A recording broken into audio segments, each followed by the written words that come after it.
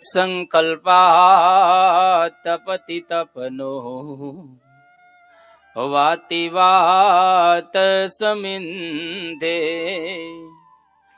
વહ નિર્ધત્તે ધરણીરુદધી લંઘતે નૈવ વેલામ સોયમ શ્રીમાન નિખિલ જગતા અંતરાત્માવતીર્ણો ધર્મમ રક્ષણ દિશતુ કુશલમ સ્વામિનારાયણો નઃ યદ રોમ વિવરે લીના અંડાનામ કોટયઃ પૃથક તદક્ષરમ ગુણાતીતમ નમામ્યહમ.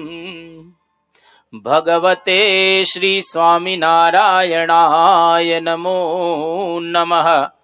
શ્રી અક્ષર પુરુષ નમઃ. શ્રી ગુણાતીતાનંદ સ્વામી મહારાજાય નમો નમઃ. શ્રી ભગતજી મહારાજાય નમો નમઃ. શ્રી શાસ્ત્રીજી મહારાજાય નમો નમઃ.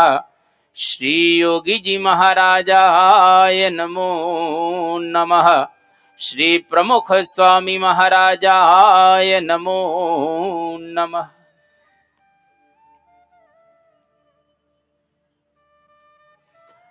ભવ્ય ભારત વર્ષની અંદર જુદા જુદા શાસ્ત્રોની અંદરથી આપણે જ્યારે જ્ઞાન પ્રાપ્ત કરી રહેલા છીએ ત્યારે આપણા ભારતના આ આદ્ય શાસ્ત્રો ઉપનિષદ માટે એવું કહેવાય છે કે જેટલા કંઈ દુનિયાની અંદર અધ્યાત્મ પુરુષો થયા, અધ્યાત્મ જ્ઞાન જેઓએ આ વિશ્વની અંદર પીરસેલું છે, એ બધા મહાપુરુષો એક યા બીજી રીતે આ ભારતના ઉપનિષદોની સાથે જોડાયેલા છે. કેવા અર્થની અંદર કે એમણે જે કંઈ વિચારો આપેલા છે એ વિચારોનું મૂળ આપણા ઉપનિષદો રહેલા છે. કારણ કે આ ઉપનિષદોની અંદર ઋષિઓએ કંદરાઓની અંદર જઈ ગુફાઓની અંદર વસી અને એમણે જે કંઈ લાધેલું, એમણે જે કંઈ સાક્ષાત્કાર કરેલો હતો એ આપણને બતાવે છે. એટલા માટે શ્રીજી મહારાજ આ બધા ઉપનિષદોને માટે એવું કહે છે કે ખરેખર જ્ઞાન પ્રાપ્ત કરવું હોય તો એના માટે કઠવલ્લી, બૃહદારણ્યક, છાંદોગ્ય આ બધા ઉપનિષદો રહેલા છે. તો આપણે ગયા વખતથી આ પ્રશ્નોપનિષદનો પ્રારંભ કર્યો. પ્રશ્નોપનિષદની અંદર પિપ્પલાદ નામના ઋષિને 6 જુદા જુદા ઋષિઓ એક પ્રશ્ન પૂછે છે અને એક પ્રશ્ન એવો અદ્ભુત પૂછે છે કે જેને આધારે પિપ્પલાદ ઋષિ બહુ સુંદર એ ઉપદેશ આપી રહેલા છે. હવે આ પ્રશ્ન એ પ્રકારનો રહેલો છે કે જેની અંદર માણસ માત્ર આલોકની અંદર જે જીવે છે એ જીવતો એમણે પરલોકની અંદર ભગવાનની પાસે પહોંચવાનું છે. પણ ઘણી વખત આપણે કહેતા હોઈએ છીએ કે હૃદયમાં પ્રકાશ નથી થતો. એક વખત એક ભાઈ ગુરુદેવની પાસે જાય છે અને ગુરુદેવને કહ્યું કે તમારી પાસે વર્ષોથી હું રહ્યો છું પણ મારા હૃદયની અંદર કોઈ પણ પ્રકારનો પ્રકાશ થતો નથી. ત્યારે ગુરુજીએ એમને કહ્યું કે બેટા પેલી ફાનસ પડેલી છે, ફાનસ તમારી પાસે લઈ આવો. ફાનસ લઈને ત્યાં આગળ આવ્યો એટલે ગુરુજીએ એ ફાનસની જે વાટ હતી એને જરા વિશેષ પ્રજ્વલિત કરી, વધારી, એટલે વધારે પ્રકાશ આવ્યો પરંતુ સાથે સાથે ઉપર જે ધુમાડો એ પણ કાચની અંદર બાજી ગયો. હવે કાચમાં એકદમ ધુમાડો બાજી જાય એટલે અંદરનો પ્રકાશ બહાર ન આવે.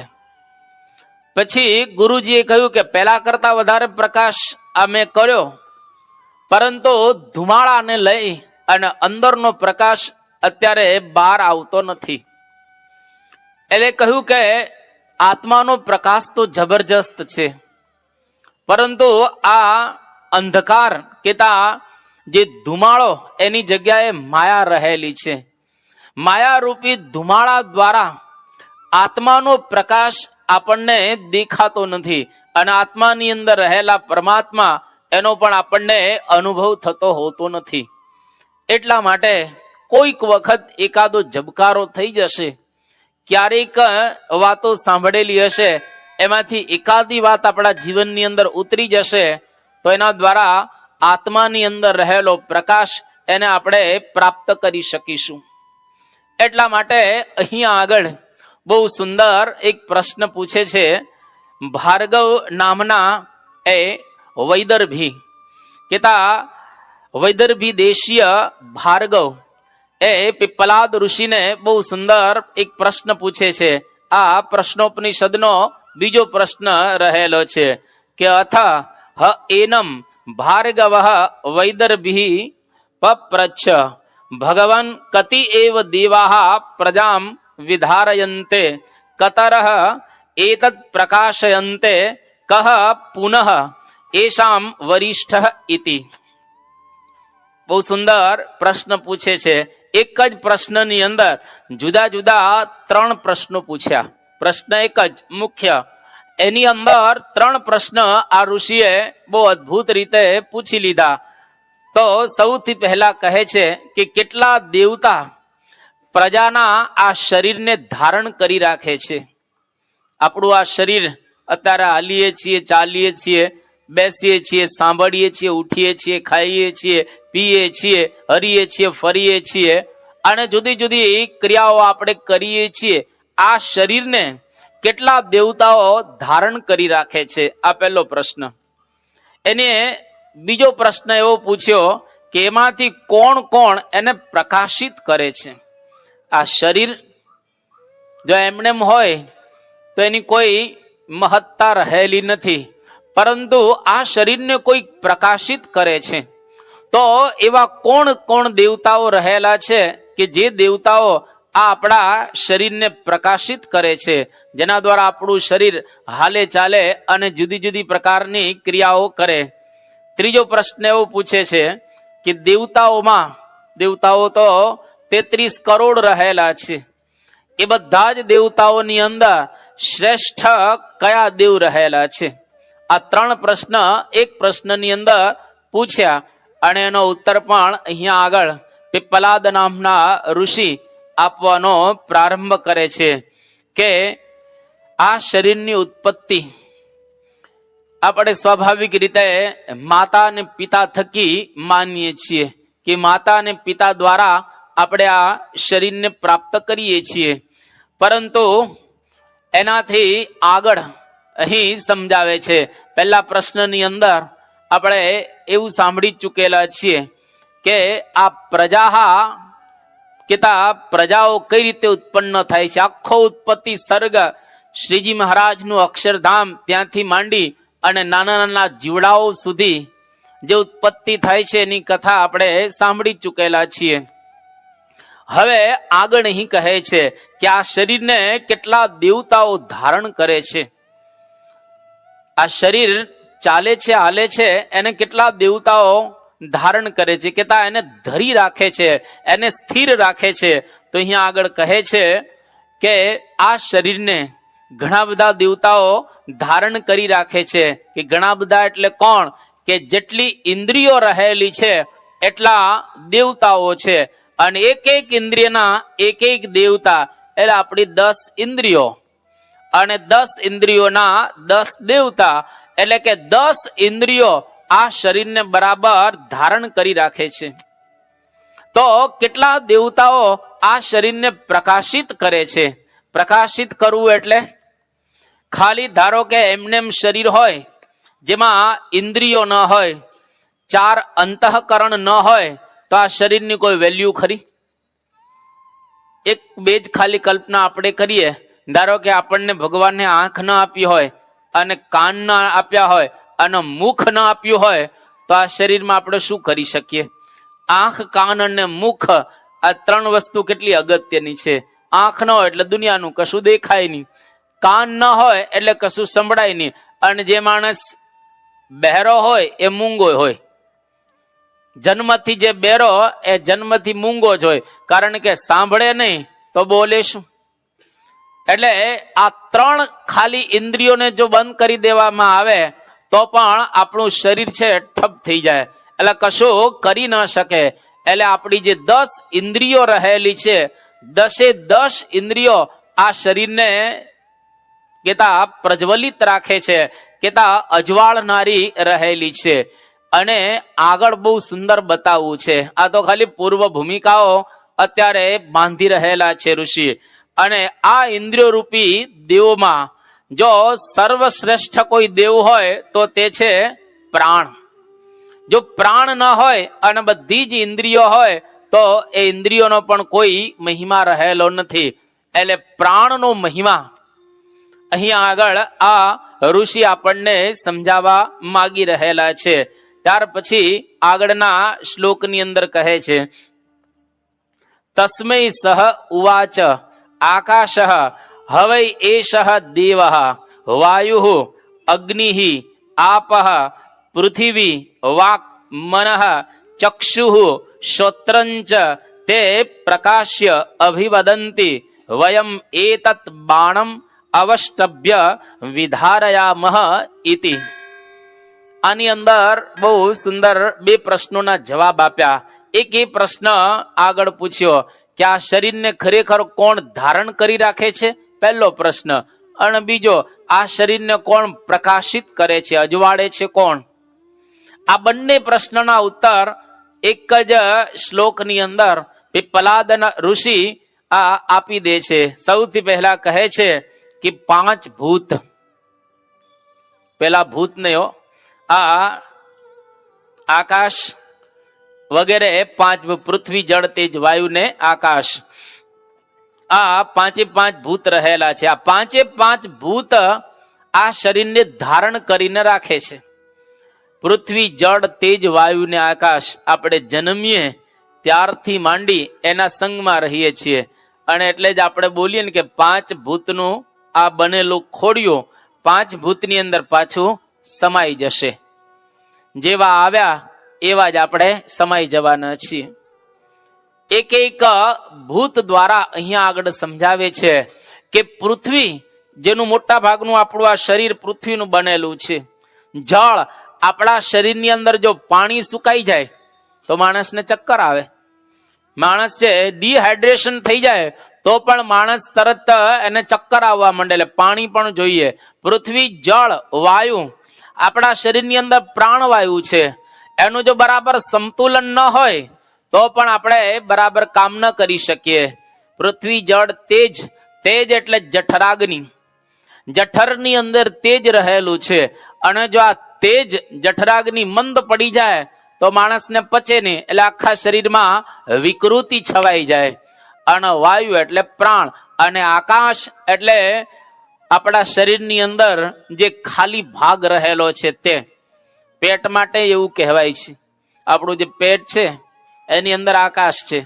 આપણે જયારે ખાઈએ લાડુ, દાળ ભાત, શાક, રોટલી કે પછી સમોસા કે ભજીયા કે વડા, સુરતી, દૂધપાક કે ખાઉંધારા ગલીમાં જે કંઈ ખાતા હોય તે વગેરે વગેરે, પણ જ્યારે આપણે ખાઈએ એ વખતે અડધું જ પેટ ભરવાનું, અડધું આકાશ માટે રાખવાનું, ખાલી રાખવાનું. એમાં 25% પાણી ભરવાનું. પાછું 1 કલાક પછી ખાધા પછી કલાક પછી પાણી ભરવાનું. અને 25% ભાગ આકાશનો ખુલ્લો રાખવાનો પેટમાં. અને જો એવી રીતે તમે રાખો તો તબિયત કોઈ દિવસ બગડે નહીં, સ્વાસ્થ્ય તમારું બરાબર રીતે સચવાય, વાંધો ન આવે. પણ મોટા ભાગના જમવા બેસે એટલે આખું પેટ જ ભરી દે. એમાં પાણીનો ભાગ ન હોય અને હવાનો ભાગ તો વાત જ નહીં. એક વખત એક બ્રાહ્મણો કોમ્પિટિશનમાં ઉતરેલા. હવે બ્રાહ્મણ માટે આપણે કહીએ છીએ કે મોદક પ્રિયા ખલુ બ્રાહ્મણા. બ્રાહ્મણોને મોદક કેતા લાડુ વધારે ભાવે. એટલે એક જગ્યાએ આ લાડુ જમવાનો પ્રોગ્રામ હતો. એમાં બ્રાહ્મણો બધા લાડુ જમતા હતા. લાડુ એક બ્રાહ્મણે ખાધા, એકદમ જબરજસ્ત રીતે ખાધા. એટલા બધા લાડુ ખાઈ ગયા બ્રાહ્મણ. પછી એ અહીં સુધી ઘણા સુધી ભરાઈ ગયા લાડુ. અને પેલો જે બ્રાહ્મણ છે એ બીજો એને કહે છે કે લા બસ પૂરું કર્યું, કે આ બસ હવે તો એકે લાડુ ચાલે એવા નથી, કે અત્યારે તું જે બોલે છે ને એનો મતલબ કે હજુ ચાલશે. લાડુ તું બોલી રહેલો છે ત્યાં સુધી હજુ લાડુ ચાલશે, અને તે મારા સામું જોયું ને એનો મતલબ એવો થયો કે તે નીચું જ નથી જોઈ ગયો, મારા સામું તે હજુ જોયું છે. એટલે હજુ અડધો પોણો તો જઈ શકે એવી પરિસ્થિતિ છે. એટલે ખાઈ ગયો પાછો એ લાડુ અડધો પોણો. એટલે હવે તો એકદમ ફૂલ થઈ ગયું, ટાઈટ જેને કહેવાય પેટ, અને ઘણા સુધી લાડુ બરાબર રીતે આવી ગયા. અને પછી એ બેઠો થયો. તેનો મતલબ થયો કે તું બેઠો થયો એટલે હજુ પણ અંદર થોડી જગ્યા હોવી જોઈએ. જો બરાબર ખાધા હોય તો બેઠો થાય જ નહીં. બરાબર લાડુ ખાધા હોય તો પછી બેઠો ન થાય. ઓર ખાધો એક લાડુ, હવે દશા શું થાય? અને પછી જે પાછળથી એને કષ્ટ પડે એ ન પૂછો વાત. શાસ્ત્રીજી મહારાજના વખતમાં એક પુરુષોત્તમ દાસ હતા, એમને પણ આવું થયું. લગભગ 3 પત્તર 3 કમંડલ દૂધ પાક પી ગયા. હવે 3 કમંડલ દૂધ પાક પી જાય પછી દશા શું થાય? આળોટું જ પડે ને. મહારાજના વખતમાં એક સાધુ હતા, હવે માંદા હતા, બીમાર હતા. મહારાજ પંગતમાં પીરસવા નીકળ્યા અને આ સાધુએ લાડુ ખાધા અમુક. પછી મહારાજને કહે કે મહારાજ હવે બહુ થઈ ગયા, કારણ કે હું બીમાર છું ને એટલે હવે મારાથી નહીં ખવાય. મહારાજે કહ્યું કેટલા તમે ખાધા? કે મહારાજ વધારે નથી ખાધા, 22 જ ખાધા છે.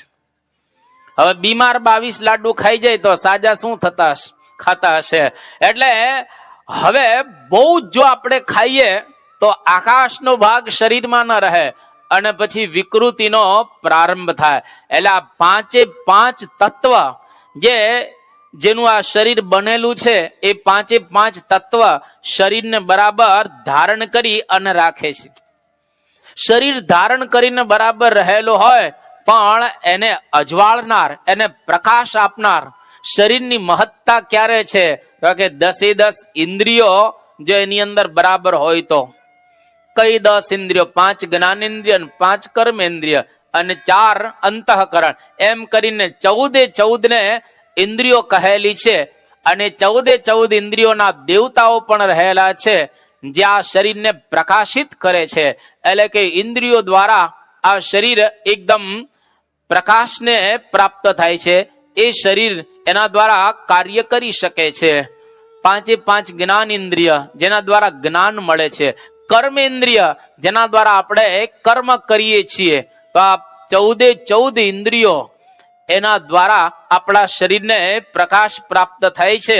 અને એ જો ઇન્દ્રિયોમાંથી કોઈક ઇન્દ્રિય વિકૃતિને પામે તો આપણા શરીરની અંદર વિકૃતિ આવે છે.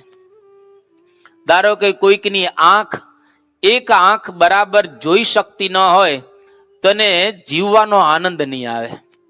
આમ બરાબર હોય, ખાધે પીધે સુખી હોય, બંગલા હોય, બધું બરાબર હોય, પણ એની આંખ એક જતી રહી હોય તો એને મજા ના આવે, જીવવાનો આનંદ ના આવે, જોવાની મજા ના આવે. ઘણાને કાનમાં સંભળાતું નથી હોતું બરાબર, એટલે બરાબર ન સંભળાય એટલે રહે સારી રીતે પણ એને હંમેશા ખૂંત્યા રાખે કે આ કાનમાં મને બરાબર સંભળાતું નથી, મજા નથી આવતી. ઘણાને પગ ખોરંભાતો હોય, ઘણાને હાથમાં તકલીફ હોય છે, ઘણાને બીજી રીતે આ પ્રમાણે તકલીફ હોય. કોઈ પણ પ્રકારની ઇન્દ્રિયોમાં તકલીફ હોય એટલે શરીરને ક્યારેય આનંદ નહીં આવે. એટલે આપણા મહાપુરુષો કહે છે 5 ભૂત અને 10 ઇન્દ્રિયો, 4 અંતઃકરણ એને બરાબર રાખવા. ઘણા સાચવતા જ નથી હોતા, આ શરીરને સાચવતા નથી. કેમ નથી સાચવતા? કે એને ખ્યાલ જ નથી. એટલા માટે જ લોકો ગુટખા ખાય છે, જો ગુટકા ખાવ એટલે પાપ ન લાગે, ગુટકાથી થોડું પાપ લાગે, પણ ગુટકા ખાવ એટલે પુણ્ય પણ ન થાય.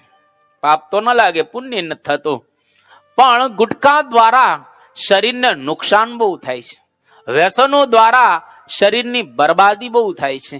વ્યસનો દ્વારા પાપ નથી, પરંતુ એના દ્વારા શરીરની એટલી બધી ભયંકર રીતે બરબાદી થાય છે. એક વખત શરીરનો એક અવયવ પણ જો ખલાસ થયો તો આખી જિંદગીમાં એ અવયવ આપણે ફરી કરી શકતા નથી હોતા, પતી ગયું. તમારો એક દાંત પડી ગયો, એ દાંત પાછો આવે ખરો? કોઈ દિવસ ના આવે. તમારા પેટમાં એક કેન્સરનું ચાંદુ પડ્યું, પછી પૂરું થઈ ગયું. તમારી અન્નળીમાં જો એક ચાંદુ પડ્યું કેન્સરનો, પછી એ સરખું થતું હોતું નથી. એટલા માટે આ વ્યસનોનો ત્યાગ કરવાનું. એટલે આપણે કહીએ છીએ બધા માણસોને કાંઈ કેન્સર થતા હોતા નથી. ઘણા આખી જિંદગી ખાય તો નથી થતા, અને ઘણા થોડોક સમય ખાય તો પણ થઈ જાય છે. એટલે ચાન્સ લેવાય નહીં, એ ચાન્સ આપણે લેવાય નહીં. કદાચ થાય તો નક્કી નહીં. એટલે ઘણા આપણે કહીએ કે છોડી દો ને, કે ના ના હવે ભલે ને આ લોકો ખાય છે ને કઈ નથી તો અમને શું થવાનું છે, તો ખાઓ, કઈ વાંધો નહીં. પણ તમારું અવયવ બગડશે પછી એ સુધરવાનું નથી. કદાચ બહાર કોઈ કંઈક વસ્તુ તમારી બગડી જાય, તમારી ઘડિયાળ બગડી તો નવી ઘડિયાળે લઈ શકાય, પણ તમારું હૃદય બગડ્યું, તમારો હાથ બગડ્યો, તમારી અન્નળી કે શ્વાસ નળી બગડી, એ બદલાવી શકાય છે? હૃદય નો બદલાવી શકાય, અન્નળી બીજી નાખી ન શકાય, તમારું આંતરડું બદલાવી ન શકાય. એ તો એનું એ જ કાં કાપવું પડે અને કાં ઓપરેશન કરીને એટલો ભાગ કાઢવો પડે, પરંતુ એના દ્વારા એ આપણે એને રિપ્લેસ નથી કરી શકતા, એને બદલાવી શકતા હોતા નથી. એટલા માટે અહીંયા આગળ ઋષિઓ પેલા શરીરને સરખું કરાવી અને પછી જ્ઞાન આપશે. હવે આટલી બધી પૂર્વ ભૂમિકાની જરૂર શું? જરૂર પડે છે. તમે જો સંગીતના પ્રોગ્રામમાં, તમે શાસ્ત્રીય સંગીતના પ્રોગ્રામમાં ગયા હો, અહીંયા આગળ શાસ્ત્રીય સંગીત વાળા કોઈ આવે ને ફેલ જાય. આપણા ત્યાં શાસ્ત્રીય સંગીત વાળા બધા ફેલ જાય, કારણ કે એ લોકો પહેલેથી બધું શરૂ કરે, એ તાન ને બધા એ હવે એ બધું કરે ત્યાં તો મોટા ભાગની પબ્લિક ઉઠી ઉઠીને ભાગવા માંડે. ત્યાં આગળ બોમ્બે ની અંદર પંડિત જસરાજ આવ્યા હતા, હવે શાસ્ત્રીય સંગીતના રાજા કહેવાય. ઇન્ડિયામાં અને વર્લ્ડમાં એનું નામ છે. હવે જયારે રજૂ કરવાના હતા તો સંતોને અને બધાને કહેવામાં આવ્યું કે બધા બેસજો, લાગે એક સભા ભરાયેલી છે. કારણ કે ઉભા થઈ અને ભાગ, અને પેલા હેમંત ચૌહાણ આવ્યા ને તો બધા ગીડતી થવા માંડે, કારણ કે તો કાઠિયાવાડી ગાય અને બધાને મારા મજા જ આવે અને આનંદ જ આવ્યા રાખે. ઓલા રૂમઝૂમ કરતા કાન મારે ઘેર આવો ને, અને એમાં બધા નાચે ને કરે, આનંદ થઈ ગયો. હેમંત ચૌહાણના કાર્યક્રમમાં ફૂલ, અને પંડિત જસરાજના કાર્યક્રમની અંદર લોકોને બેસાડવા પડે, કારણ કે ક્લાસિકલ માણસ કહેવાય. એટલે હોશિયાર માણસ હોય એક હોય, વધારે ન હોય. અને જે બુદ્ધિશાળી માણસો બહુ ઓછા હોય, એટલે ક્લાસિકલ માણસો બહુ દુનિયામાં ઓછા હોય, જનરલ પબ્લિક બહુ હોય. એટલે તમે એને થોડું આમ જરા ખાટું મીઠું આપો, લોકોને મજા આવે, પણ જરાક અઘરું આપો એટલે એમાંય તમને મજા આવે. સમજી લો તમે હોશિયાર છો. જેમ જેમ અઘરામાં તમને આનંદ આવતો જાય તેમ તેમ સમજો કે તમારા બુદ્ધિનું સ્તર ઊંચું જઈ રહ્યું છે. હવે તમે હોશિયાર થઈ રહેલા છો, અને જેમ જેમ સામાન્યમાં તમને આનંદ આવતો જાય, સમજી લો કે તમે હવે નીચે જઈ રહ્યા છો. તમારું સ્તર હવે ધીરે ધીરે નીચું આવતું જાય છે. એટલે જ્યારથી અત્યારે ધારો કે આ છોકરાઓ ભણે છે, બધા ભણતા હશે, પહેલા ધોરણના અંદર જે છોકરો ભણતો હોય એ પછી બીજા ધોરણમાં જાય, બીજા ધોરણની અંદર ભણતો હોય એ ત્રીજા ધોરણમાં જાય, ત્રીજા ધોરણમાં ભણતો હોય એ ચોથા ધોરણમાં જાય. હવે ચોથા ધોરણના છોકરાને પહેલા ધોરણમાં બેસાડવામાં આવે તો એને ગમે ખરું? એસએસસી બોર્ડ ની અંદર કોઈ બેઠો હોય કે 12માં બેઠો હોય, એને તમે બીજા ધોરણની અંદર ભણાવો તો એને ગમે? અને છોકરો માને શું? હું તો હોશિયાર છું, મારું આ સ્ટાન્ડર્ડ કે સ્તર નથી, મારું તો લેવલ બદલાઈ ગયું છે. એમ આખી જિંદગી એક જ થોડું લેવલ રાખવાનું હોય. ધીરે ધીરે ધીરે કરતા કરતા આપણું લેવલ જેટલું ઊંચું થાય એમ અધ્યાત્મ માર્ગમાં ઊંચે ચડવાનું છે, નીચે આવવાનું નથી. એટલે અહીંયા આગળ આ પૂર્વ ભૂમિકા ઋષિઓ બાંધી રહ્યા છે કે 5 ભૂતને બરાબર કરવાના. અને આપણી જે બધી જ ઇન્દ્રિયો છે 14 એ 14 ઇન્દ્રિયોને પણ આપણે એ બરાબર આ પ્રમાણે કરવાની. અને ત્યાર પછી કહે છે કે 5 ભૂત ઇન્દ્રિયો અને અંતઃકરણ આ બધા જ આપણા જે શરીરની અંદર રહ્યા છે અને એની અંદર જે 14 ઇન્દ્રિયો આ શરીરને પ્રકાશિત કરે છે. પરંતુ ઇન્દ્રિયો બધી અંદરો અંદર કહેવા લાગી. 4 અંતઃકરણ પણ અંદરો અંદર કહેવા લાગ્યા કે શરીરને અમે ધારણ કરીએ છીએ. 5 ભૂત કે અમે ધારણ કરીએ છીએ. 10 ઇન્દ્રિયો અને 4 અંતઃકરણ કહે છે આ શરીરને અમે ધારણ કરીને રાખીએ. જો અમે ન હોય તો શરીર પડી જાય. પણ અંદર રહેલો પ્રાણ કશું બોલતો નથી. અને હવે બધી જ ઇન્દ્રિયો અને એના દેવતાઓ અંદરો અંદર આમ જરા જેને કહે ને અહંકાર કે જો હું ન હો ને તો કઈ ન થાય. સૌથી પેલા આંખે કહ્યું કે જો હું ન હો ને તો માણસ આ આંધળો તો શું કરી શકે. કે બરાબર છે કાન કે જો હું ન હો તો તન બહારનું સંભળાઈશું તું સમજે શું. તે સાચી છે. જીભ કહે જો હું ન હો તો તું શું બોલી શકે. ભલે સમજતો પણ બોલ્યા વગર માગ્યા વગર માં ન પીરસે, બોલે ના બોર વેચે. આપણે કહીએ છીએ ને બોલો તો થાય. હવે મૂંગા જો તો કામ કાંખ આમ પછાડવાની, બાકી તો જો મૂંગા હો તો થાય શું. અને ધારો કે તમે બોલતા હો બરાબર પણ 2 હાથ ને 2 પગ ન હોય તો કરો શું? કરો શું? કઈ ન છે.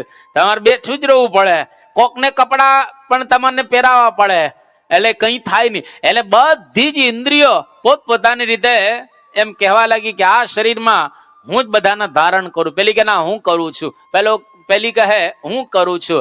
એમ અંદરો અંદર જયારે ઇન્દ્રિયો અને અંતઃકરણ હુંસાતુસી કરતા હતા, અહમ ભાવ એ બધાને અંદર હતો.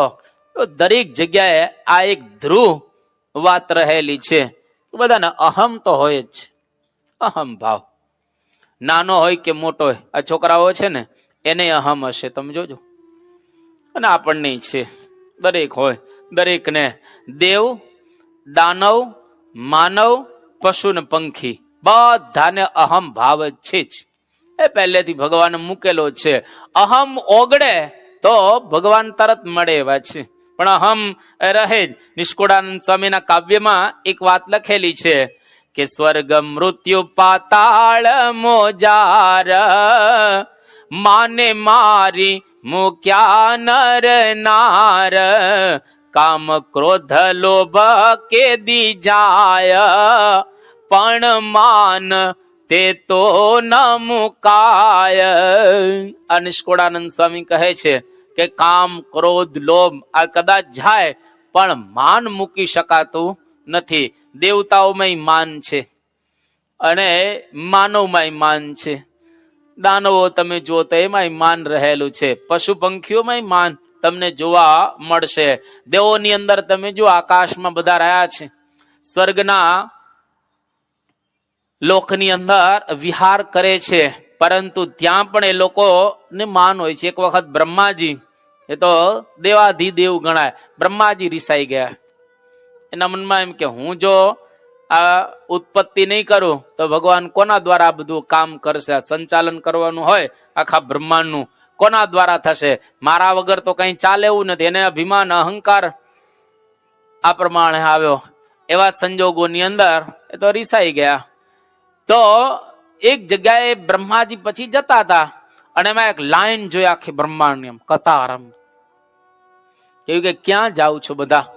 તો કે હમણાં એક બ્રહ્મા રીસાણો છે, હમણાં એક બ્રહ્મા રીસાણો છે અને એની સીટ ખાલી પડી છે. એટલે અમે બધા એપ્લિકેશન લઈને જઈ રહ્યા છીએ, જો અમારો ચાન્સ લાગી જાય તો. એટલે પેલા બ્રહ્માજી ફટ્ટા કરતા દોડતા દોડતા ભગવાન પાસે પહેલા પહોંચી ગયા અને કહ્યું કે ના ના ના હવે હું કામ કરીશ. ભગવાને જોયું કે આ નો કરતો આટલા બધા. એટલે બ્રહ્માજીને પણ એક પ્રકારનું માન કે બસ હું કંઈક છું. એક વખત દેવતાઓને માન આવી ગયું અને અસુરો પર વિજય પ્રાપ્ત કર્યો. એટલે બધા પાર્ટીમાં એમ ગોઠવાઈ ગયા હતા. અગ્નિ કે જો હું ન હોત ને તો કઈ ન થાત, કારણ કે મેં આ બધાને સળગાવી દીધા. વાયુ કે મેં એવું જોરદાર આમ વાવાઝોડું ફૂંક્યું કે જેના દ્વારા આપણી જીત થઈ. એટલે અગ્નિદેવ કે મેં બધાને બાળી નાખ્યા. પોતપોતાની રીતે બધા ઘમંડ કરતા હતા. એવા સંજોગોની અંદર ભગવાન એક યક્ષનું રૂપ ધારણ કરીને ત્યાં આગળ આવ્યા અને ત્યાં આગળ આવીને એક તણખલું મૂક્યું. અને હવે આ બધા પાર્ટીમાં ગોઠવાયેલા હતા. એટલે ઇન્દ્ર મોકલે છે સૌથી પેલા વાયુદેવને કે તમે જાઓ તો જરા પેલો કોણ ઉભો છે. યક્ષ હતો, ત્યાં આગળ ગયા વાયુ દેવતાઓ અને કહ્યું કે કેમ તમે અહીંયા આગળ આવ્યા છો, તમે કોણ છો? તો કે મારે આ તણખલું છે ને ઉડાડવું છે, પણ ઉડતું નથી, તમે ઉડાડી દો ને. એટલે વાયુદેવ કે ભાઈ તમને ખબર છે હું કોણ છું? હું વાયુ દેવતા. જો હું ધારો તો આ સમગ્ર પૃથ્વીના ઝાડ પાનને ઉડાડી દઉં, મારામાં આટલી તાકાત છે. એ કે એ વાત તમારી બધી બરાબર છે, મારે તો તણખલું ઉડાડવું છે, એ તમે ઉડાડી દો. અને વાયુ દેવતા જોરથી એકદમ ફૂંક મારે છે, તણખલું ઉડતું જ નથી. અને એની જેટલી તાકાત હતી બધી તાકાત ભેગી કરી અને એને પ્રયત્ન કર્યો ઉડાડવાનો, પણ તણખલું ઉડ્યું જ નહીં, ત્યાં ને ત્યાં રહ્યું. એટલે વાયુ દેવતા પરસેવે રેપજેપ થઈ અને પાછા આવી ગયા પાર્ટીમાં. ઇન્દ્રએ પૂછ્યું કે ભાઈ શું? તો કે બીજાને મોકલો તમે. અને અગ્નિદેવ ત્યાં આગળ ગયા. અગ્નિદેવ જયારે આવ્યા એટલે અગ્નિદેવને પણ પેલા યક્ષ કહે છે કે તમે કોણ? તો કે હું અગ્નિ દેવતા. તમારું શું કામ છે? કે તો આ તણખલાને બાળવાનું છે, પણ આ બળતું નથી. અરે કે પણ મારું તમને ખબર છે સામર્થ્ય કેટલું છે, હું અગ્નિ દેવતા છું. કે વાત બરાબર છે, પણ મારે તણખલું બાળવું છે, તમે બાળી દો. અરે હું ધારું તો આખા વિશ્વના વૃક્ષને બાળી નાખો, વિશ્વને સળગાવી દો, મારામાં તો જબરજસ્ત તાકાત રહેલી છે. કે વાત બધી તમારી સાચી, પણ તણખલાને બાળો. પેલા અગ્નિ દેવતાએ બહુ પ્રયત્ન કર્યો, પણ તણખલું બળતું નથી. એ આવી ગયા પરસેવે રેપજીને પાછો. એક પછી એક દેવતાને મોકલ્યા, પણ કોઈથી આ કામ ન થયો. એટલે સ્વયં ઇન્દ્ર આવે છે અને એ વખતે યક્ષના રૂપમાં આવેલા ભગવાન ત્યાં પ્રગટ થાય છે. ઇન્દ્ર સમજી ગયો. એ વખતે ઇન્દ્રને પોતાનું ઘમંડ સમજાણું કે ખરેખર અમે બધા દેવતાઓ એવું માનતા હતા કે અમારો જ વિજય થયેલો છે, પરંતુ અમારો વિજય થયો ન હતો. અમને સહાય ભગવાને કરી, એને લઈ અને અમારો આ વિજય થયો હતો.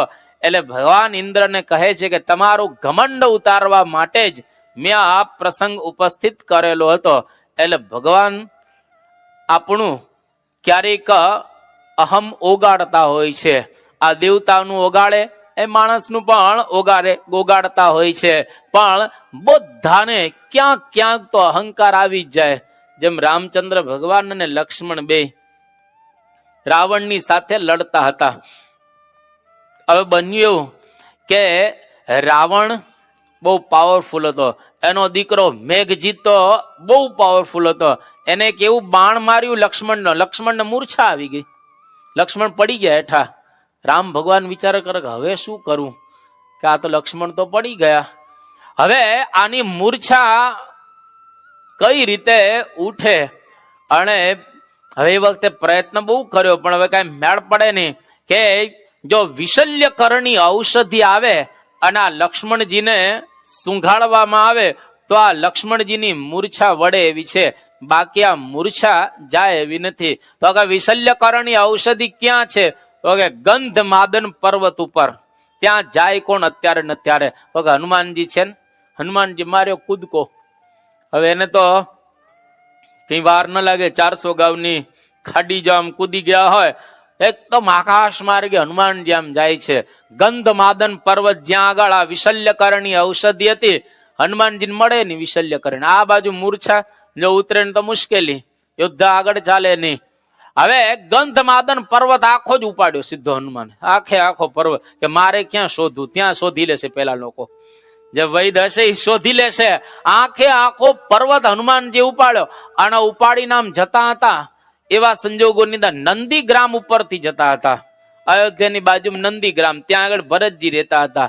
એને વિચાર કરો કે કોઈક અસુર રામ અને રાવણનું યુદ્ધ ચાલે છે, એમાં ડુંગરો નાખવા જતો લાગે છે. એટલે નીચે ભરતજીએ જોરથી બાણ ખેંચ્યું અને એમ સીધું માર્યું જોરદાર. એટલે પર્વતની સાથે સીધા હનુમાનજી આવ્યા, નીચે આવી ગયા. અને હે રામ, શ્રી રામ જયારે બોલ્યા, અરે હનુમાનજી ને જોઈ અને ભરતજી સમજી ગયા કે આ તો રામનો કોઈ દૂત છે, આ રાવણનો નથી લાગતો. એટલે કહ્યું કે તમે કોણ? તો કે હું હનુમાન. તો કે આ શું કરવા ગયા? તો કે આ પર્વત લઈને જતો હતો, આમાં વિશલ્યકરણની ઔષધિ છે, લક્ષ્મણજીને ત્યાં આગળ મૂર્છા આવી ગયેલી છે. પણ હનુમાનજી આમ લઈને જતા હતા, એક લગાર એને અહંકાર આવી ગયો, એટલે પડ્યા હેઠા. શું એને અભિમાન આવ્યું કે જો અત્યારે હું ન હોત તો આ લક્ષ્મણનું શું થાત? હનુમાનજીને અહંકાર દરેકને માન તો હોય જ. હનુમાનજીને આ પ્રમાણે માન આવ્યું કે જો હું અત્યારે ન હોત તો હનુમાનજીને આ ઔષધિ કોણ લઈને આપત? અને એ જ વખતે ભરતે બાણ માર્યું, પડ્યા હેઠા. પછી ભરતને કહે છે કે હવે શું કરું? તો ચિંતા ન કરો હનુમાનજી, એનો ઉપાય પણ છે. અને ભરતજીએ પોતાનું જે બાણ હતું, બાણ ખેંચ્યું વ્યવસ્થિત રીતે, અને એની ઉપર હનુમાનજીને બેસાડવામાં આવ્યા કે પર્વતની સાથે બેસો. કે આ બાણ ક્યાં છે? કે સીધું લંકામાં લેન્ડ થશે. અહીંથી હું ટેક ઓફ કરું છું, સીધું લંકામાં લેન્ડ થવાનું છે.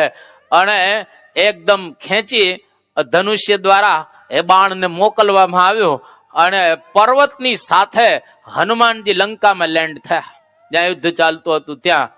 રસ્તામાં જયારે જતા હતા ત્યારે હનુમાનજી બોલ્યા કે હું તો પર્વત લઈને જતો હતો, પણ આના બાણમાં જ આટલી તાકાત છે તો એનામાં કેટલી તાકાત હશે? હવે તમે ગદા કોકને મારો અને ગદા જો આટલી જતી હોય જોરદાર, તો એ પોતે વ્યક્તિમાં કેટલી તાકાત હશે? ભરત કેટલા શક્તિશાળી હશે? એટલે પોતાનું અભિમાન છે ભરતની પાસે ઓગળી ગયું. એટલે ઘણી વખત આપણને અહંકાર થાય કે મારા જેવો દુનિયામાં. એક વખત મહાવિષ્ણુને અહંકાર થયો. મહાવિષ્ણુ જે એને પણ અહંકાર આવ્યો, અને એવા સંજોગોની અંદર કે હું મોટામાં મોટો છું, અને એ વખતે એને કાળ ખાવા લાગે છે. આ પુરાણની કથા છે. એને કાળ ખાવા લાગે છે, અને જ્યારે કાળ ગળવા લાગ્યો એ વખતે ભગવાન પુરુષોત્તમ નારાયણે આ મહાવિષ્ણુને છોડાવ્યા. એટલે મહાવિષ્ણુ કરતા પણ પરબ્રહ્મ પુરુષોત્તમ નારાયણ મહાન છે. એટલે આ બહુ જ અગત્યનું રહેલું છે કે દેવતાઓ એમાં અહંકાર છે, દાનવમાં અહંકાર જોવા મળે. રાવણ ને કુંભકર્ણ ને જરાસંધ ના બધા દાનવો હતા, સુરો હતા, એને પણ એ પ્રકારનો અહંકાર હતો. અને માનવ માત્ર તમે જુઓ, દરેક એમાં કોઈ બાકી નહીં. એક કે એક રાજા હોય કે રંક હોય, રોડપતિ હોય કે કરોડપતિ હોય, આફ્રિકન હોય કે અમેરિકન હોય, કોઈ પણ પ્રકારનો માનવ એને અહંકાર તો હોય ને હોય. આ છોકરાને આગળથી પાછળ બેહાડતો, મને કેમ બેસાડો? તરત જ લોકો છોકરા છે નાના, પણ અહંકાર તો એમાં એટલો જ હોય. મહારાજના વખતમાં કુંજ વિહારી દાસ હતા, સાધુ હતા. ગુણાતીતાનંદ સ્વામીના પણ વખતમાં એ હતા. હવે એ જયારે સાધુ થવા આવ્યા ત્યારે ફણેણી કરતા હતા. પૂરી હોય ને પૂરી, એ હરખું બોલતા નહોતો. હવે ફણેણી કરે. કઈ આવડતું નહોતું રસોઈમાં, પણ એવા પાવરદાર રસોઈમાં થઈ ગયા. આખો અન્નકૂટ એકલા બનાવતા, બધી આઈટમો એને ફાવી ગયે. એ જયારે બધી ફાવી ગયે એને અભિમાન આવ્યું કે હું આટલું બધું એકલું બનાવું છું. એનું મહારાજે અભિમાન પણ એ ઉતાર્યું. તો ઘણી વખત આપણને અહંકાર આવી જતો હોય છે, કોઈ પણ હોય. જેમ સોખડાના ત્રિભુવન કાકા હતા, શાસ્ત્રીજી મહારાજના વખતના બહુ મોટેરા હરિભક્ત હતા. અને શાસ્ત્રીજી મહારાજ જયારે વડતાલ આપણે બોચાસણનું મંદિર બાંધ્યું એ વખતે 6 જોડી બળદ ગાડા સાથે આપેલા, એટલે 12 બળદ અને 6 ગાડા. અને શાસ્ત્રીજી મહારાજ પણ એના દ્વારા જે બહુ મોટા કામ કર્યા. અને શાસ્ત્રીજી મહારાજને કહ્યું કે સ્વામી, તમારે જે જોઈએ ને એ હું તમને આપીશ. અમારું ધન ધામ કુટુંબ તમારા માટે સમર્પણ. બહુ નિષ્ઠાવાળા હરિભક્ત, પણ એને થોડુંક માન આવી ગયું. નો લાંબો પ્રસંગ રહેલો છે, પણ જરાક માન આવ્યું એને લઈ અને આટલા નિષ્ઠાવાળા હરિભક્તો હોવા છતાંય શાસ્ત્રીજી મહારાજને આણંદના સ્ટેશને લાકડી લઈ અને મારવા દોડ્યા. ચારો કરો, ગુરુને લાકડી લઈને મારવા માટે દોડ્યા. અને શાસ્ત્રીજી મહારાજ નહીતર પૂજા કરતા હોય ત્યારે આ મોટી ઉંમર હોવા છતાંય પણ શાસ્ત્રીજી મહારાજની સમક્ષ કીર્તન ગાય કે ઘેલડી ડોલું રે તમ વિના બીજું ન બોલું રે. આવા તો પાછા કીર્તન ગાય અને મુજરા કરે, પણ એ બધું સુકાઈ ગયું. કારણ કે એના માનનું ખંડન થોડું કરવામાં આવ્યું. એટલે દેવ, દાનવ, માનવ, પશુઓમાં માન જોવા મળશે. એમ બળદ હોય ને, બળદ ગામડામાં એને બહાપો બહાપો કરો એટલે દોડવા માંડે. બળદ ને બહાપો બહાપો કરો એટલે એકદમ તમારે જોરદાર ફટાફટ આમ દોડે એ ગાડી. એક વખતે ગધેડા ઉપર મૂર્તિ હતી, ઠાકોરજી પધરાવેલા ગધેડા ઉપર, અને માણસો બધા દંડવત કરે. ગધેડાના મનમાં એમ કે મને દંડવત કરે, તને કોઈ નથી કરતા, ઠાકોરજીને કરે છે. પણ એને માન આવી ગયું કે આ બધા લોકો મને દંડવત કરે છે, તને નથી કરતા, તારી ઉપર રહેલા ભગવાનને કરે છે. ઘણી વખત તમે જોતા હો છો કે ગાડું જાય ને નીચે કૂતરું ચાલતું હોય છે, ગાડા નીચે કૂતરું ચાલે. એક વખતે કૂતરો ગાડા નીચે ચાલતું જતું હતું, તો કૂતરાના મનમાં એમ કે આ ગાડાને ભાર હું ઉપાડું છું. બળદ તો ખેંચતા હતા, પણ આવા પશુ પંખીઓની અંદર પણ તમને માન જોવા મળશે. હાથી જ્યારે મોટું પ્રાણી છે, હવે હાથી જયારે જંગલની અંદર હોય, સિંહ એને જુએ ને તો એના સહન ન થાય, કારણ કે જંગલનો રાજા સિંહ કહેવાય. અને એને આ હાથી જોવામાં આવે એટલે હાથીને ગમે તેમ કરીને મારે ખરો સિંહ. અને સિંહને કેટલું જબરજસ્ત માન હોય છે કે હાથિયા નક્ષત્રની અંદર જયારે આકાશમાં ગર્જના થાય, મેઘ ગર્જના, એ વખતે સિંહથી સહન ન થાય અને માથું પછાડી પછાડી અસલ જુનાગઢી કેસરી સિંહ હોય મરી જાય, એ મરી જાય, એનાથી સહન ન થાય. મારાથી મોટો કોણ છે? તારાથી મોટા ભગવાન છે. એટલે પશુ પંખીઓ દરેકની અંદર આ માન થોડા ઘણા અંશે ભરેલું જ હોય છે. એટલે આ બધી જે ઇન્દ્રિયો એના જે દેવતાઓ એનું માન આવી ગયું. પેલી કે હું મોટી, પેલી કે હું મોટી છું, પરંતુ હવે અહીંયા આગળ બધી જ ઇન્દ્રિયોની ઉપર રહેલા પ્રાણદેવ એ અહીં બોલી રહેલા છે. તાન વરિષ્ઠ પ્રાણ ઉવાચ મા મોહમ આપદ્યથ અહમ એવ એતત પંચધા આત્માનમ પ્રવિભજ્ય એતત બાણમ અવષ્ટભ્ય વિધારયામિ ઇતિ. કે તાન વરિષ્ઠ પ્રાણ ઉવાચ, એ બધામાં જે શ્રેષ્ઠ હતો પ્રાણ, એ પોતે બોલે છે કે રખે તમે બધા અવિવેકને પ્રાપ્ત થતા, હું જ આ મારી જાતને 5 પ્રકારે આ શરીરની અંદર વિભક્ત કરી અને રહેલો છું, અને બધાને હું જ ખરેખર ધારણ કરી અને રાખું છું. આપણા શરીરની અંદર જો પ્રાણ ન હોય તો ઇન્દ્રિયોની કોઈ વેલ્યુ રહેલી નથી. પણ આ બધી જે ઇન્દ્રિયો હતી એ બધી ઇન્દ્રિયો એક બધા ભેગા થાય છે. આ વાતની અંદર એ સંમત થતા નથી. ધારો કે બધી ઇન્દ્રિયો હોય, એ માણસ અંધ હોય, માણસ બહેરો હોય, માણસ લૂલો હોય, માણસ લંગડો હોય, કે માણસ ઠૂઠો હોય, કે બુદ્ધિ વગરનો હોય, કે ગાંડો હોય, કે ચિત્ત ભ્રમ વાળો કોઈ માણસ હોય, આ જીવે તો ખરો, જીવે ખરો, પ્રાણ હોય તો. પણ પ્રાણ ન હોય અને બધી જ ઇન્દ્રિયો બરાબર જો હોય તો પણ માણસ જીવી ન શકે. એટલા માટે પ્રાણ કહે છે કે હું તમારા બધામાં મુખ્ય છું, પણ કોઈ ઇન્દ્રિયો એનો સ્વીકાર નથી કરતા. વાણી વગેરે બધી ઇન્દ્રિયો ભેગી થઈ અને સંમત નથી થતા. એ આગળ અહીં પિપ્પલાદ ઋષિ સમજાવી રહેલા છે.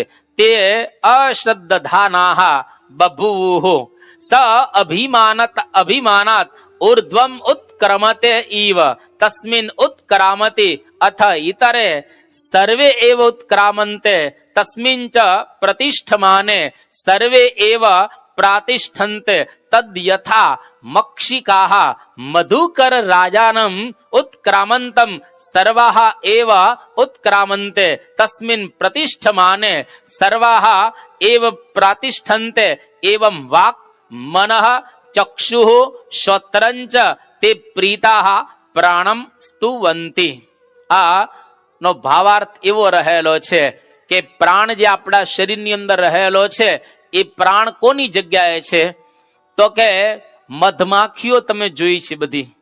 હવે આ મધમાખીઓ જંગલની અંદર મધપૂડો હોય એની અંદર બધી રહે મધમાખીઓ, અને એમાં એક રાજા હોય. જેટલા મધપૂડા એમાં એક રાજા તમને જોવા મળશે. એટલે કોઈક વખત હવે તમે જોજો, ઈ રાજા મધપૂડામાંથી બહાર નીકળે ને એટલે આખી જે મધમાખીઓનું ટોળું હોય એ આખું ટોળું એની સાથે જતું રહે. અને રાજા જ્યાં જાય ત્યાં એ બધું ઝુંડ આખું જાય.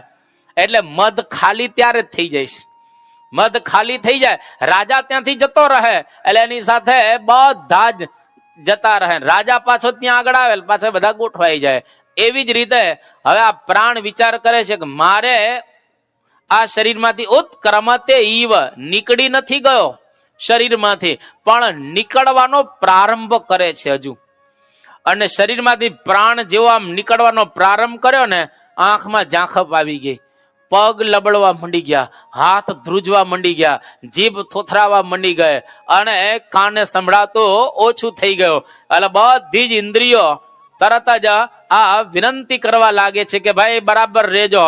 જેમ ભગવાન કૃષ્ણ જયારે 7 વર્ષની એની ઉંમર હતી એ વખતે ટચલી આંગળી ઉપર 7 દિવસ સુધી ગોવર્ધન પર્વતને ધારણ કરેલો હતો. હવે 7 દિવસ સુધી આ ગોવર્ધન પર્વતને ધારણ કર્યો હતો. એટલે બધા ગોવાળિયાઓ ભેગા થઈ અને કૃષ્ણ ભગવાનને વિનંતી કરે છે કે કાનુડા તું થાકી ગયો હોઈશ, કારણ કે 7 દિવસથી ઉભો છે ને આમ એક આંગળી ઉપર, અને વરસાદ ભયંકર વરસતો હતો.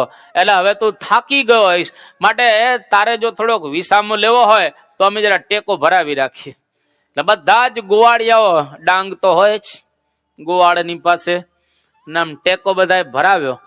કૃષ્ણ ભગવાન કે સારું, તમે મારો થાક દૂર કરવા માટે આ ઉપાય કર્યો એટલે મારા માટે સારું છે.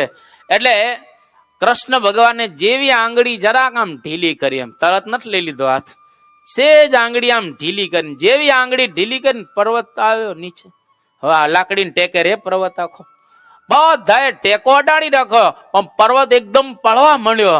અને એક સાથે બધા બોલવા લાગ્યા કે ભાઈ સાહેબ રાખજે બરાબર, નહીતર મરી જશો, બરાબર રાખજે ને હમણાં જ હવે છુંદાઈ જશો, ચગદાઈ જશો. એટલે અહીંયા આગળ પ્રાણ છે ને નીકળવાનો પ્રારંભ કરે છે, નીકળી નથી ગયો શરીરમાં. અને જેવો નીકળવાનો પ્રારંભ કર્યો એ જ વખતે બધી જ ઇન્દ્રિયો છે ફટાફટ એ વિદાય લેવા લાગે છે. આ બધી ઇન્દ્રિયો કહે છે કે ભાઈ અમે મરી ગયા છીએ, તું રહે. અને પાછો પ્રાણ શરીરની અંદર આવી ગયો, ઇન્દ્રિયો બધી તેજ થઈ ગયું.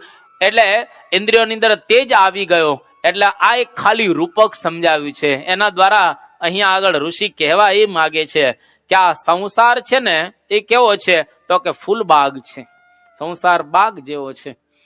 હા, દ્રષ્ટાંત આપે છે કે જેમ બધી મધમાખીઓ કરે શું, તો કે એક ફૂલ ઉપર મધમાખી બેસે, ત્યાંથી રસ લે ફૂલમાંથી, અને એ રસ પછી ત્યાં આગળ લઈ જાય મધપુડામાં, અને ત્યાં બધું છૂટું પાડે, છૂટો રસ થાય, અને પછી મધપૂડો આખો બંધાય છે. એમાં સંસાર રૂપી એક ફૂલ છે, ફૂલ બાગ છે, અને એમાં શરીર રૂપિયા મધપૂડો છે. આ મધપૂડો છે પેલો જેની અંદર મધ હોય, અને ઇન્દ્રિયો રૂપિયા મધમાખીઓ રહેલી છે. 10 ઇન્દ્રિયો એટલે 10 મધમાખી, અને પ્રાણ એટલે મધમાખીનો રાજા. જેમ મધમાખીનો રાજા મધ છોડીને બીજે જાય તો એની પાછળ પાછળ બધી મધમાખીઓ જાય, એમ શરીરની અંદર પ્રાણ એટલે આ રાજાની જગ્યાએ છે. અને સંસારની ચીજ એક એક ફૂલ છે, એક એક ચીજ એક એક ફૂલ. પીઝા જો ફૂલ, તમારો દીકરો ફૂલ, તમારી નોકરી ફૂલ, બધું હોય. એક એક વસ્તુ, તમારી ગાડી ફૂલ, તમારી ઘડિયાળ ફૂલ, તમારી આ જે કઈ મિલકત હોય એમાં એક એક વસ્તુ એક એક ફૂલ સમાન છે. એમાંથી તમને આનંદ આવે છે? સારી ઘડિયાળ જુઓ તો આનંદ આવે, સારી ગાડી હોય તો આનંદ આવે, સારો બંગલો હોય તો આનંદ આવે, સારા કપડા હોય તો આનંદ આવે, સારા બૂટ પહેરે નવા વર્ષે તોય આનંદ આવે છે રીબોકના. તો એક એક વસ્તુમાંથી આપણને કેટલો આનંદ આવે છે. પણ એ આનંદ આવે છે એનું મુખ્ય કારણ કે અંદર પ્રાણ છે. એટલે એની અંદર મધ રહેલું છે, એમાં રસ રહેલો છે.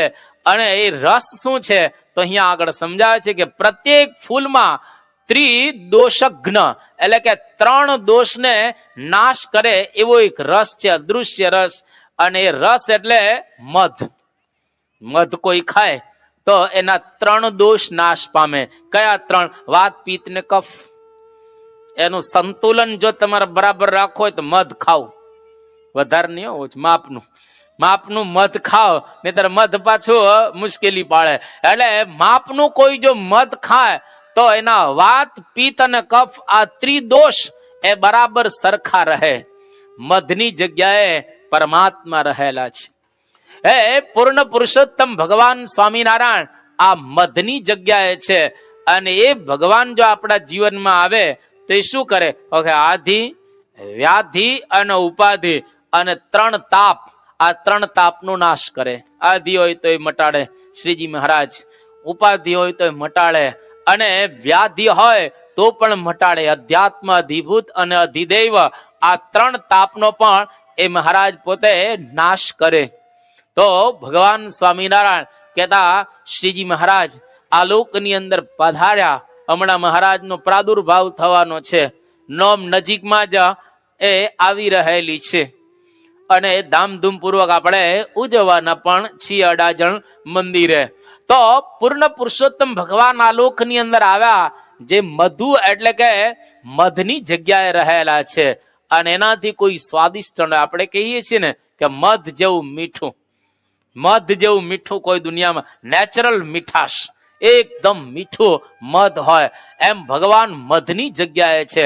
સંસારના એક એક ફૂલ તો છે, એમાં રસ છે, પણ મધ જેવો રસ નહીં. આ તો ભગવાન પુરુષોત્તમ નારાયણ એ મધની જગ્યાએ છે. અને એ જો આપણા જીવનની અંદર આવે તો બધા તાપ ટળી જાય અને માણસને આનંદ થઈ જાય. પણ એ ભગવાનને જીવનમાં લાવવા એના માટે ઘણા બધા સાધનો એ બતાવવામાં આવેલા છે. તો અહીંયા આગળ આટલી વાત કરી અને શરીરની અંદર જે મુખ્ય પ્રાણ છે એ પ્રાણની અહીંયા આગળ બધા દેવતાઓ એટલે કે ઇન્દ્રિયોના દેવતાઓ એ સ્તુતિ કરે છે. સૌથી પહેલા અહીંયા આગળ કહે છે કેશોગ્નિ તપતિ એષ સૂર્ય એષ પર્જન્ય મઘવાન એષ વાયુ એષ પૃથ્વી રૈર્દેવ સદ અસચ્ચ અમૃતંચ યત. આ પ્રમાણે પ્રાણની સ્તુતિ કરે છે કે આ પ્રાણ એ અગ્નિ સ્વરૂપે તપે છે. આ પ્રાણ પોતે જ સૂર્ય રૂપે જગતની અંદર પ્રકાશે છે. આ પ્રાણ પોતે જ મેઘ રૂપે દરેકને વર્ષા આપે છે. અને આ પ્રાણ પોતે જ ધનવાન ઇન્દ્ર રૂપે વર્તી રહેલો છે. એટલા માટે આ પ્રાણ એ પ્રાણવાયુ, પૃથ્વી, અગ્નિ, દેવોનો દેવ, મૂર્ત અને અમૂર્ત અને અમૃત સમાન આ શરીરની અંદર રહેલો છે. ટૂંકમાં જો કેવું હોય તો પ્રાણ જ સર્વસ્વ છે. આખા શરીરની અંદર પ્રાણની અહીંયા આગળ મહત્તા એક બતાવવામાં આવેલી છે. એટલા માટે યોગ શાસ્ત્રમાં આપણા ઋષિઓ આપણને કહે છે કે આપણા શરીરની અંદર પ્રાણનું નિયમન બરાબર રીતે રાખવું. આ યોગની સાધના જે માણસો કરતા હોય છે એ પ્રાણાયામ દ્વારા આપણા શરીરની અંદર રહેલા દોષો પણ આપણે દૂર કરી શકતા હોઈએ છીએ. મહારાજે પ્રથમના 25મા વચનામૃતની અંદર વાત લખી છે કે પ્રાણે કરી અને ઇન્દ્રિયોનો નિરોધ થાય અને ભગવાનના ભજને કરીને પણ ઇન્દ્રિયોનો નિરોધ થાય છે. આવી એક વાત કરવામાં આવેલી છે. અને પ્રાણાયામ દ્વારા જો આપણા શરીરને આપણે શુદ્ધ કરીએ અને બરાબર કરીએ તો યોગની સાધના માટે શરીર યોગ્ય બને અને પછી આપણી બુદ્ધિ કે મન સ્થિર થાય અને પછી ભગવાનને આપણે પ્રાપ્ત કરી શકતા હોઈએ છીએ. એટલે ટૂંકમાં જો કહેવું હોય તો એટલું કહી શકીએ કે આ શરીર જ્યારે શુદ્ધ થાય અને સ્થિર થાય ત્યારે ભગવાનનો આવિર્ભાવ આપણી અંદર થતો હોય છે. એમનેમ થાય નહીં. એમનેમ ગમે તેટલા આપણે પ્રયત્ન કરીએ. ઘણાને 25 વર્ષથી સત્સંગ હશે, આ બાજુ ઘણા બેઠેલા હશે, એટલે કદાચ નાનપણથી ને હોય અને કોઈક વખત ઘણા કદાચ જૂના હોય, યોગીજી મહારાજના પણ એમને દર્શન થયા હશે 40 વર્ષ પહેલા. તો 40-45 વર્ષથી આપણને સત્સંગ હોય. કોઈકને વળી શાસ્ત્રીજી મહારાજને દર્શન, અમરસિંહભાઈ આગળ બેઠેલા છે, તેમને શાસ્ત્રીજી મહારાજને દર્શન થયેલા છે. તો 60 વર્ષ પહેલા તો શાસ્ત્રીજી મહારાજના દર્શન કર્યા હોય, યોગી બાપાના દર્શન કર્યા હોય. આજે આપણે પ્રમુખ સ્વામી મહારાજના દર્શન કરી રહેલા છીએ. એટલે વર્ષોથી આપણે સત્સંગ તો કરીએ જ છીએ, પણ વર્ષોને અંતે જેવા પ્રકારનો આનંદ આવવો જોઈએ એવો આનંદ આવે છે ખરો? ધારો તમે ધંધો કરો, કોકની પાસેથી 10 લાખ રૂપિયા લઈ આવો કે કરોડ કે 1.5 કરોડ રૂપિયા લઈ આવો અને પછી લઈ આવ્યા પછી ધંધાનો પ્રારંભ કરો. તમે જુઓ તો ખરા, શું જુઓ કે હું 1.5 કરોડ રૂપિયા વ્યાજનો લઈ આવ્યો છું, એટલે હવે મને મહિને કેટલું મળે છે એનો તો આપણે વિચાર તો કરીએ ને કે ભાઈ આમાં ખોટ તો નથી આવતી ને, અને આમાં ફાયદો તો થાય છે ને. ભલે કદાચ ફાયદો ઓછો થાય તો ઓછો, પણ ફાયદો તો કંઈક થાય જ છે ને. એવી જ રીતે સત્સંગમાં દરરોજ થોડો થોડો જો આપણે વિચાર કરીએ, ગુણાતીતાનંદ સ્વામી એમની વાતમાં એક વાત કરીને કે નિરંતર પાછું વાળીને જોઉં હું શું કરવા